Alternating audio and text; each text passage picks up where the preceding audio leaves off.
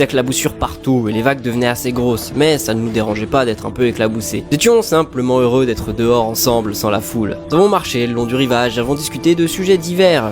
Puis, après un moment, nous avons envisagé de nager à nouveau. Mais nous avons remis en question notre décision, car les vagues et le courant ne faisaient qu'empirer. La tempête commençait à se lever à ce moment-là, alors que nous continuions à marcher et à parler. Et nous avons commencé à être beaucoup éclaboussés par les vagues. Nous avons ri de la situation, il pleuvait déjà et nous n'avions pas peur d'être mouillés. Nous avons continué à marcher alors que la tempête empirait. Mais ce qui s'est passé ensuite est la chose la plus terrifiante qui soit.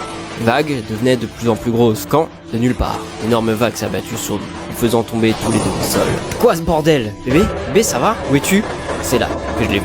Elle était tirée vers l'eau. J'arrive! Je me suis relevé en trébuchant et j'ai essayé de courir vers elle, mais une autre énorme vague est arrivée et m'a de nouveau submergé. J'avais l'impression que j'allais me noyer. Les vagues étaient si fortes et elles continuaient à me pousser vers le bas encore et encore. Finalement, j'ai réussi à me relever. J'ai désespérément cherché ma petite amie, mais je l'ai pas trouvée. J'ai commencé à paniquer comme un fou. Es-tu? Allô?